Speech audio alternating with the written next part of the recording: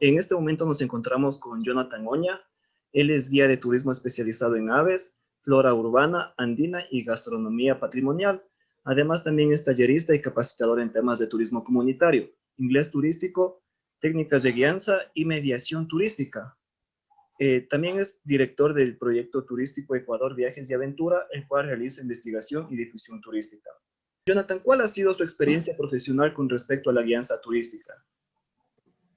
Bueno, primeramente, qué gusto poder estar aquí y poder compartir algunas de las experiencias que precisamente tenemos en esto del turismo.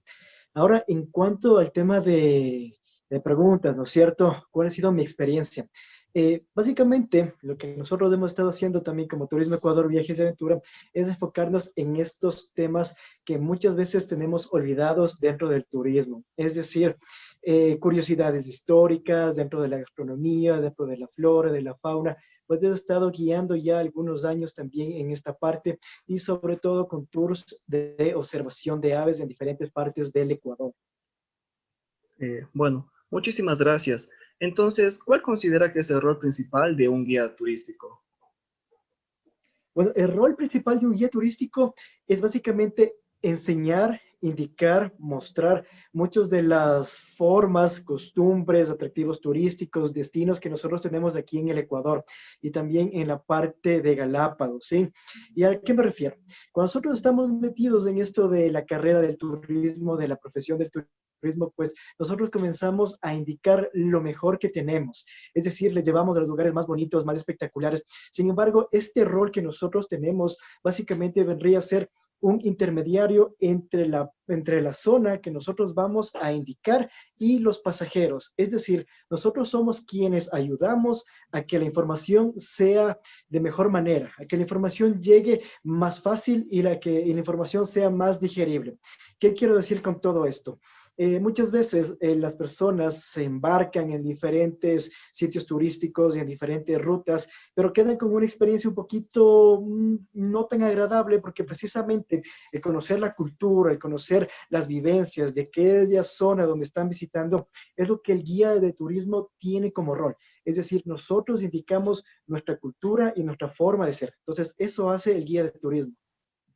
Ya. Entonces, basados en su amplia trayectoria, ¿cuál considera que son los principales retos que enfrenta la guianza turística? Bueno, hay muchísimos retos que nosotros tenemos dentro de la guianza turística. Podremos ir desde la parte incluso económica. ¿Y a qué me refiero con todo esto? Nosotros siempre estamos autoeducándonos, autocapacitándonos, es decir, compramos libros de historia, libros de arte, libros de flora, de fauna. Es decir, en esta parte siempre nosotros vamos a tener un poquito de este reto, es decir, la capacitación. En el Ecuador, lastimosamente, muy pocas veces se abren algunos cursos de especialización en el tema de orquídeas, en el tema de aves, diferentes elementos que nosotros podemos tener, incluso gastronomía. Entonces, es este reto bastante interesante de que nosotros mismos siempre estamos educándonos y sobre todo estamos viendo nuevas formas de cómo tener una información adecuada y sobre todo actualizada al turista. Y te decía la parte económica, porque también equipos. Por ejemplo, si tú te dedicas a la parte de naturaleza, una buena lupa, unos equipos de observación, de fotografía, binoculares, trípodes, telescopios, lentes y demás, pues son bastante costosos. Pero aquí viene el reto, ¿verdad? De que nosotros también a través de diferentes formas podemos ir consiguiendo. También dentro de estos mismos retos que nosotros podemos encontrar, muchas veces es la falta de apoyo de algunos gobiernos locales, de algunos gobiernos seccionales, porque todavía siguen pensando que el turismo es una actividad solo de tipo recreacional, cuando en el Ecuador podemos nosotros tener actividades 100% científicas basadas en turismo. Es decir, existen muchos zoólogos, muchos botánicos, muchos ecólogos que vienen a nuestro país precisamente por hacer trabajo de investigación. Y muchas veces, primeramente, son contratados guías de turismo, los cuales los indican diferentes patrones ecológicos, diferentes zonas climáticas. Y aquí es cuando entra en juego esto del turismo científico. Entonces, este reto que nosotros tenemos de verle al turismo, sobre todo con nuestro país que tiene gran biodiversidad, no solo en la parte lúdica, no solo en la parte entretenida, sino en la parte científica, en la parte que muchas veces mueve incluso más dinero. Entonces, aquí vamos enfocándonos muchos de esos retos. Claro, muy cierto. Entonces, ¿cómo se diferenciaría las responsabilidades entre el gobierno central, los gobiernos autónomos descentralizados, las comunidades, los prestadores de servicios turísticos y las sociedades civiles con respecto a la guianza? Es decir, ¿qué necesita un guía de estos actores? Bueno, primeramente, como mencionaba, el guía necesita este respaldo. ¿Y a qué me quiero ir? A veces tenemos un poquito de problemas al ingresar a las comunidades o al ingresar a diferentes áreas protegidas por el tema de papeleos y demás elementos así. Eh, en otros países, básicamente tú puedes ser un guía local y puedes dirigirte a diferentes lugares o puedes especializarte en diferentes elementos. Ahora, lo que nosotros necesitamos de los diferentes gobiernos, ya sea local, seccional, comunidades y demás, es precisamente esa apertura, sobre todo al tema, como te mencionaba, de conocimiento. Nosotros somos guías, ¿verdad? Nosotros somos quienes damos esta información, pero también podemos ser partícipes de este trabajo de investigación turística. Es decir, por más que nosotros tengamos libros, por más que nosotros tengamos expedientes, por más que nosotros tengamos resultados de biólogos, de ecólogos y demás, nosotros somos los encargados de hacer más sencilla esta parte de la información y también esto dar hacia los gobiernos seccionales. ¿Y aquí quiero decir?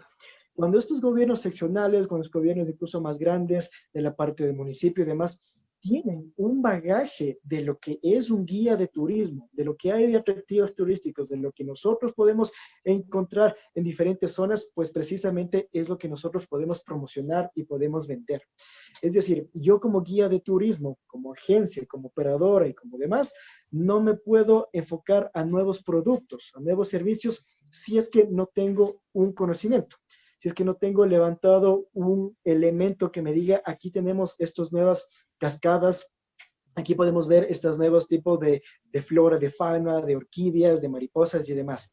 Entonces, eso es lo que nosotros necesitamos. Es decir, que los gobiernos básicamente sepan lo que tienen. Y cuando tienen algo, pero también que estas personas sean capacidades en turismo, pues que comiencen a fomentarlo y a difundirlo. Eso es lo que se pide generalmente a este tipo de gobiernos. Ya, y bueno, y por último, ya para concluir, ¿cuáles son los consejos que le daría a una persona que se está formando como guía turístico local? Bueno, como un guía turístico local es una persona que está capacitada, sobre todo en su zona, en su área, y una persona que la conoce de cabo a rabo, de la A a la Z. Entonces, nunca deje de seguirse capacitando. Siempre busque nuevas experiencias en el turista. A veces cuando hablamos de este guía local, ¿no es cierto? El guía nacional le ve como una persona que solo se enfoca en su área. Sin embargo, también se le recomienda que trabaje con las diferentes entidades, con los diferentes guías, ya sea especializados, guías nacionales, porque precisamente de eso se trata el turismo, de dinamizar la economía, de dinamizar también la cultura y la sociedad. Entonces, como guía local, nunca dejen de estarse capacitando, siempre traten de buscar algo más adelante, siempre traten de buscar sobre todo estas nuevas experiencias del turista. Y sobre todo, cuando nosotros estamos trabajando con algunos tipos de target, algunos tipos de segmentos de turismo, por lo general a veces el guía local se conoce las rutas, ¿no es cierto? Se conoce la forma de caminar, se conoce la forma de interpretar y a veces le exige al turista que haga lo mismo.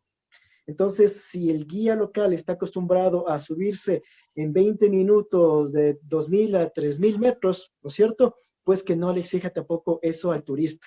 Recuerden que el turista está pagando por un servicio, el turista está pagando por calidad y sobre todo el turista está pagando por una vivencia única. Me parece bien acertado lo último que tú dijiste. ¿De Quería acuerdo? hacerte una pregunta desde la otra vez. Eso, tú me dijiste que en Colombia, me parece que fue, existen como diversidad de especializaciones o diversidad, sí, de tipos de guías especializados y que aquí nosotros no teníamos ni la formación y tampoco ese, como ese rango. Me gustaría que me converses un poco más sobre ese tema. Claro, sí. Básicamente conversar sobre Colombia y conversar también sobre el tema de Perú es conversar sobre nuestra competencia. Nosotros cuando ya estamos establecidos plenamente y vemos al turismo como una industria, no solo como algo para hacer de fin de semana y se acabó, Recordemos que tenemos trabajos de investigación, tenemos muchísimas cosas más, pues precisamente basado en esa investigación, en esos datos y demás, es lo que Colombia y Perú ha comenzado a sacar diferentes especializaciones. ¿Y qué quiero decir? Hasta antes de la pandemia se estaban graduando muchísimos guías, por ejemplo, en el tema de observación de aves, porque existen cursos precisamente locales, existen cursos de los gobiernos seccionales, existen cursos de diferentes instituciones que dan un aval para decirte, bueno, tú eres un guía que se ha especializado plenamente y demás. Aquí tenemos esta especialización en turismo un poquito más general, es decir, en patrimonio natural. Sin embargo, cuando buscamos algunos cursos y demás, pues aquí en el Ecuador lastimosamente no existen. Eh, Existen algunos cursos, sí, de algunas instituciones privadas que te pueden dar una especie de aval, ¿no es cierto? Que trabajan también como fundaciones, trabajan también con instituciones educativas, pero aquí en el Ecuador sí nos hace falta eso, ¿sí? Entonces, ese también es un pequeñito jalón de orejas que siempre le hacemos nosotros al Ministerio de Turismo, conjuntamente también con el Ministerio de Ambiente, que son los que generan este tipo de información, y la que nosotros, como te mencionaba, es la que vamos a hacer más digerible y es la información que va a necesitar el pasajero, va a necesitar este turista para que tenga esta experiencia más amena y más enriquecedora. Entonces, un ejemplo también bastante claro es que muchos compañeros, amigos, guías que yo tengo del tema de observación de aves son veterinarios, son biólogos. Entonces, de turismo nunca supieron nada, pero son excelentes de su campo. Y eso es lo que contratan muchas empresas. Entonces, eso es lo que nosotros también estamos peleando y es lo que estamos viendo que como solución después de la pandemia para recuperarnos como turismo, ya sea nacional, ya sea local, ¿no es cierto? Pues comencemos a tener mejores especializaciones, más cursos de capacitación. Sí, de acuerdo, me parece bien importante lo que estás mencionando. Creo que el turismo científico es una de las áreas que nosotros como país deberíamos explotar porque tenemos todo el espacio listo para eso. Pero claro, sin embargo, se necesita una buena capacitación ahí. Una cosa final, ya para terminar, que me llamó la atención de lo que mencionaste en cuanto a los ingresos económicos. Estaba pensando, si yo fuera guía o si estuviera por salir como guía, como las personas que van a coger la capacitación, es decir, tú decías, tenemos que comprar telescopios y algunas otras cosas que de hecho son caras. ¿Qué aconsejarías tú desde tu vivencia? ¿Me hago yo un guía freelancer o mejor, por estos costos iniciales que son tan fuertes, trabajo para una agencia o de pronto me pongo a la agencia y también hago guías? O sea, ya digamos en la vida práctica, ¿cómo sería la mejor estrategia? ¿Cuál sería la mejor estrategia en términos económicos para un guía local? Para un guía local, bueno, hay diferentes aspectos, ¿no es cierto? En lo que nosotros tengamos que ver. Existen estas modalidades incluso del guía local, de la parte de selva, guía local también en la parte, por ejemplo, de la costa, los que están enfocados a este turismo un poquito más arqueológico, que tenemos maravillas también en la parte costanera, ¿verdad? Sin embargo, en este tema económico, yo sugeriría que a un guía local, pues primero, básicamente, conforme una especie de asociación.